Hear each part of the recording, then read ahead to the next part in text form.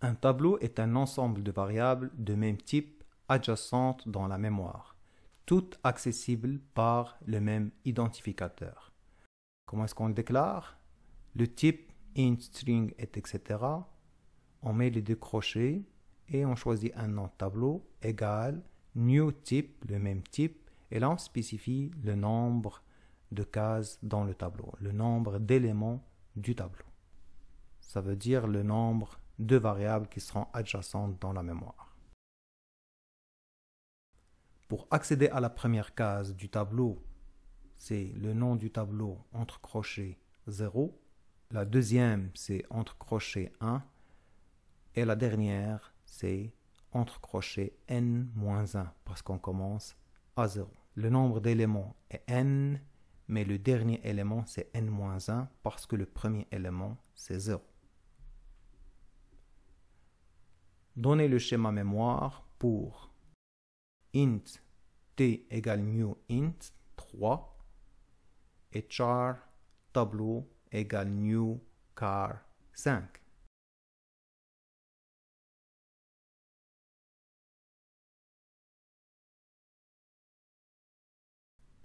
Alors si ça c'est la mémoire, int t égale à new int 3, ça veut dire 3 variables de type entier qu'on va choisir quelque part dans la mémoire. Ici, on a choisi ici 1, 2, 3, 4, 4 octets pour le premier entier qui s'appelle t entre crochets 0, 4 entiers pour le deuxième et 4 entiers pour le troisième. Vous voyez, 3 variables et la dernière variable c'est t entre crochets 2. La même chose pour le tableau. Tableau, nous avons 5 variables. La première s'appelle tableau entre crochets 0, composé de 2 octets. Et le reste, la dernière, c'est tableau 4, elle est composée de 2 octets aussi. Et vous voyez qu'ils sont adjacents dans la mémoire. Ça veut dire que si je suis dans tableau 0, ici, et j'avance de 2 octets, 1, 2, je vais tomber sur tableau 1. J'avance de 2 octets, 1, 2, et je tombe dans tableau 2. Pourquoi 2 octets? Parce que le type car tient sur 2 octets.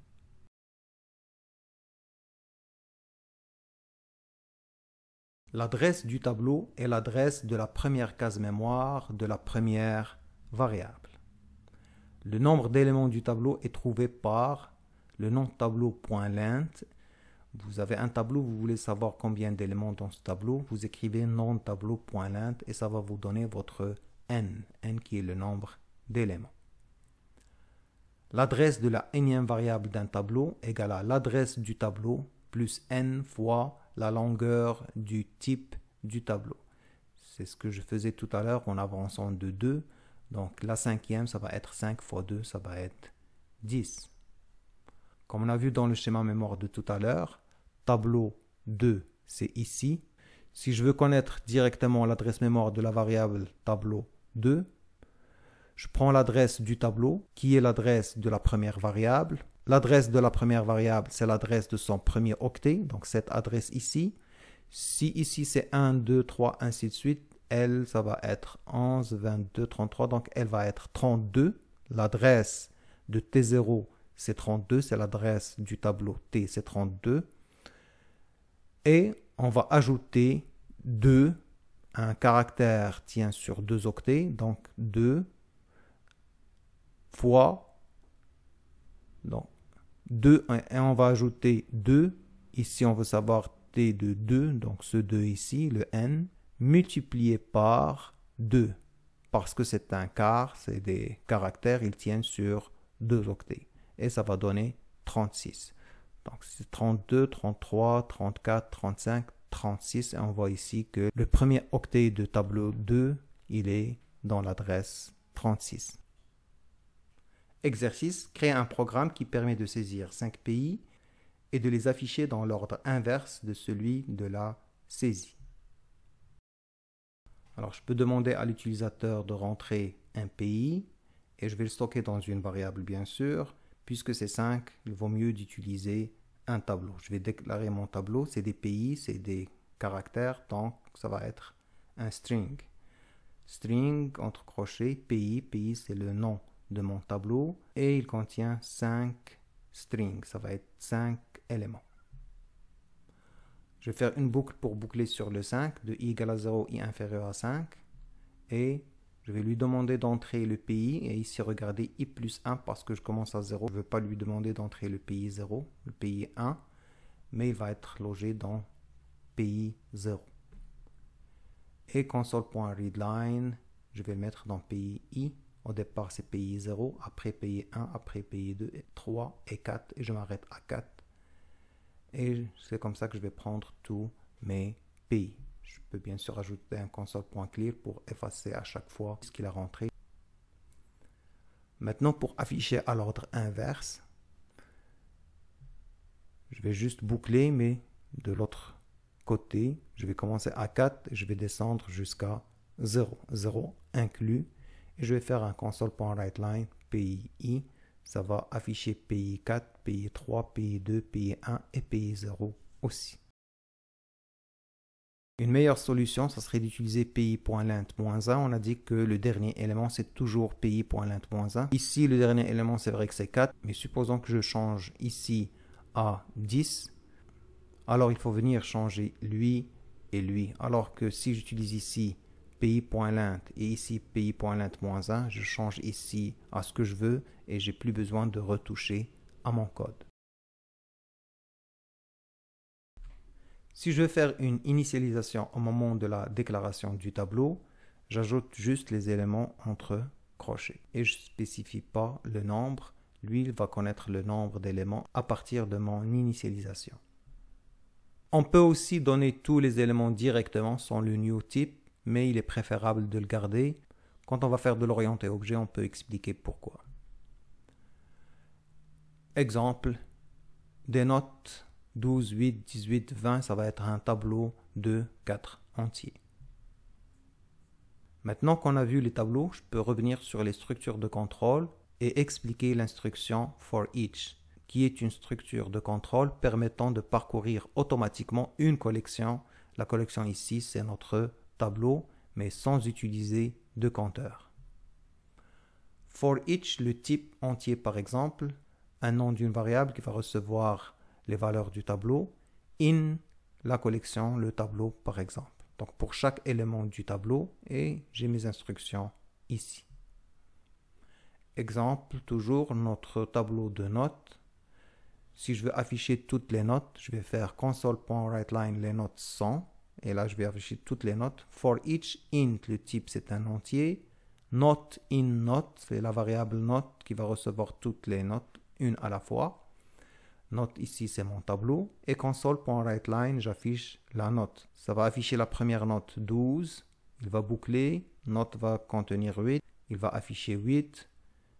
Ça va boucler. Note va contenir 18. Il va afficher 18. Il va boucler. Note va contenir 20. Il va afficher 20 et il sort de la boucle. Exercice 2. Déclarer le tableau montant avec les montants suivants. Afficher le nombre d'éléments du tableau et calculer et afficher la somme de ces montants. Déclaration du tableau avec initialisation. J'affiche le nombre d'éléments. Le nombre d'éléments est non tableau.lint. On avait dit lint retourne le nombre d'éléments. Ici, j'ai utilisé cette syntaxe. Au lieu de mettre un plus ici et les guillemets encore, je mets 0 entre crochets. Ça veut dire la première variable que vous allez trouver après la virgule. Si j'ai d'autres choses, je peux laisser toujours dans le guillemet et écrire ce que je veux, ajouter entre crochets 1 et faire une autre virgule ici et mettre une autre variable. J'initialise une somme à 0 et pour chaque élément du tableau, la somme égale la somme plus élément. Au début, c'est 0 plus le premier élément. Quand ça boucle, ça va être le premier élément plus le deuxième élément dans somme, ça va dire la somme des deux éléments, plus le troisième élément, plus, donc j'ajoute sur ce que j'avais le nouveau élément. Bien sûr, somme plus égale élément est équivalente à somme égale somme plus élément. Maintenant, j'affiche la somme, console.writeLine, la somme est, et j'affiche somme. Quand on ne connaît pas le nombre d'éléments à l'avance, on préfère utiliser une liste parce qu'il est plus difficile de redimensionner un tableau. Une liste permet d'ajouter des éléments par la suite. Pour déclarer une liste, liste, le type, le nom de la collection, le nom de la liste, égale new list et on fait le même type avec des parenthèses. Vous voyez qu'on ne spécifie pas le nombre à l'avance et on peut ajouter avec un add à chaque fois qu'on a besoin d'un élément. Exemple, une liste d'étudiants. Les noms des étudiants c'est un string, donc list string étudiant égale new list string. Une liste est présentée dans la mémoire par un tableau. Quand la limite du tableau est atteinte, ces éléments sont copiés dans un autre tableau plus grand. C'est juste une gestion de tableau qui se fait automatiquement. Il y a aussi les linked lists. Leur particularité, c'est que ces éléments ne sont pas adjacents dans la mémoire. Ici, nous avons la tête de la liste. Elle pointe sur un élément avec une valeur.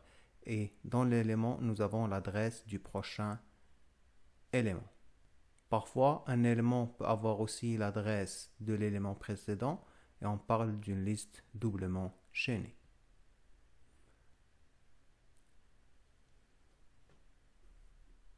Comment faire pour saisir les notes de 5 étudiants de 2 cours différents? Ça veut dire que chaque étudiant il va avoir 2 notes. Bien sûr, on peut utiliser plusieurs variables, mais on a vu le tableau qui organise les variables dans la mémoire.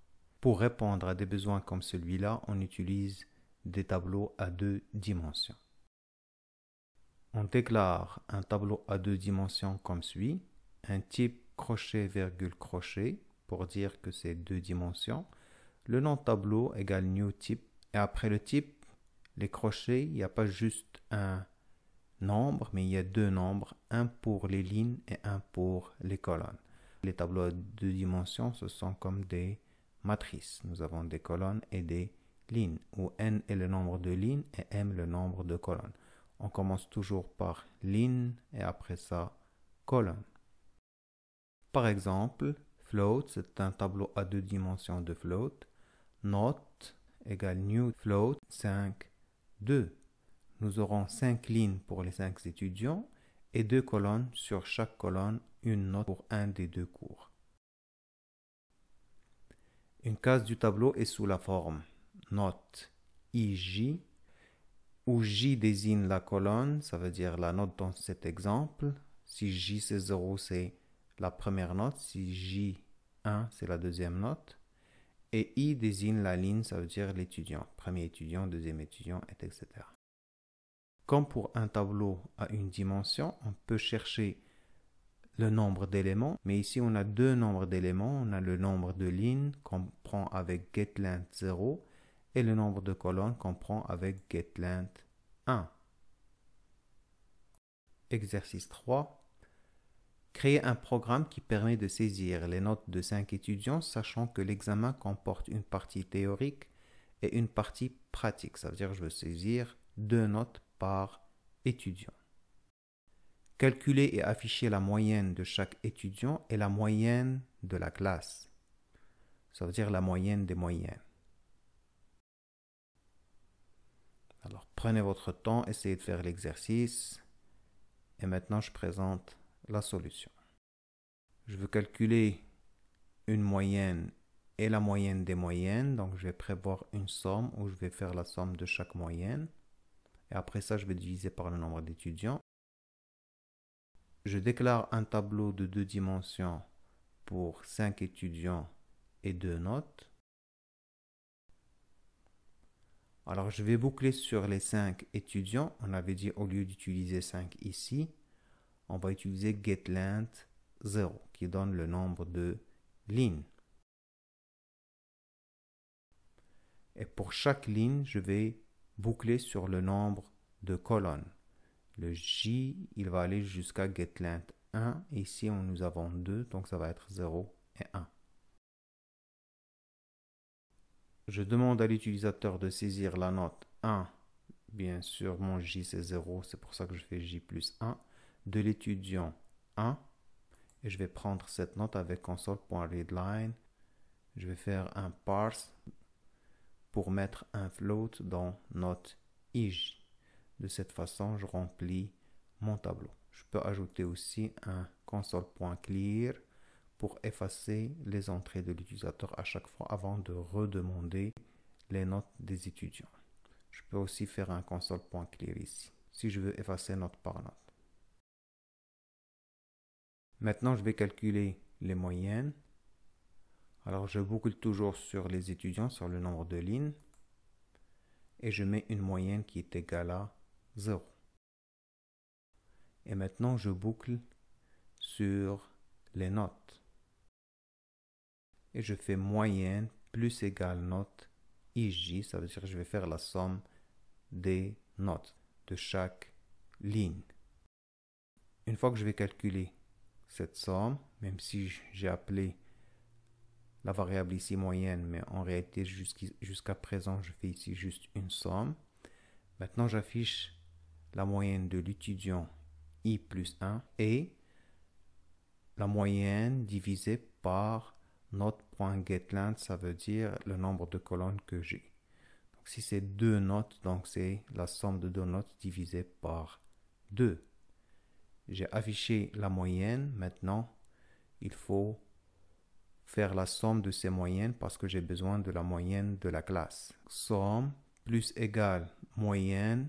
N'oubliez pas, même si le l'enseignement est jusqu'ici, c'est juste la somme des 2 notes. Divisé par note.getLength 1. C'est la même formule ici pour trouver la moyenne. Donc dans somme, je mets la première moyenne. Je boucle.